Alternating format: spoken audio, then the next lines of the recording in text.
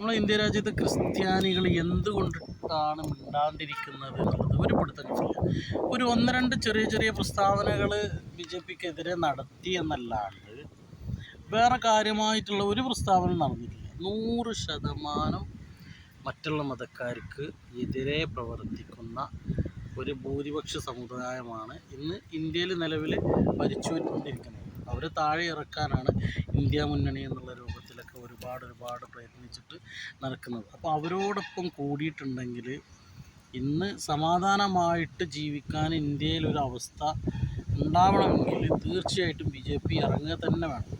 മണിപ്പൂരും അതുപോലെ മഹാരാഷ്ട്രയിലും അവിടെ ഇവിടെയൊക്കെ സംഭവിച്ചത് ഇനിയും 10 മടങ്ങ് ശക്തിയോട് കൂടിയിട്ട് ഇന്ത്യത്തെ എല്ലാ സമുദായങ്ങൾക്കും അതൊരു ക്രിസ്ത്യാനിയുടെ മാത്രം പ്രശ്നമല്ല, അല്ലെങ്കിൽ മുസ്ലിങ്ങളെ മാത്രം പ്രശ്നമല്ല, എല്ലാവർക്കും എതിരായിട്ട് 10 മടങ്ങ് ശക്തിയോട് കൂടിയിട്ട് ഇവർ തല ഉയർത്തി വരും.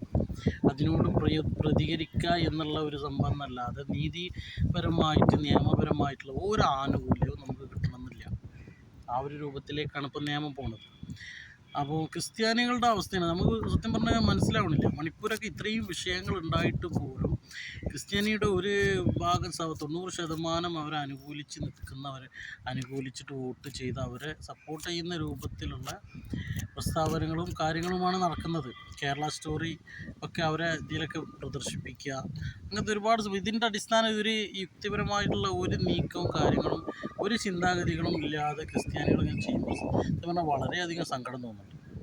ഇതൊക്കെ പിന്നീട് സംഭവിച്ചതിന് ശേഷം അന്ന് ചെയ്തത് തെറ്റായി പോയി എന്നുള്ളത് മനസ്സിലാക്കുന്നതിനെക്കാട്ടി നല്ലത് ഇന്ന് വിശകലനം ചെയ്ത് ഇന്ന് നല്ല രീതിയിൽ പഠിച്ച് അതിനനുസരിച്ച് ഉചിതമായിട്ടുള്ള തീരുമാനങ്ങൾ എടുക്കുകയാണ് വേണ്ടിയിരുന്നത്.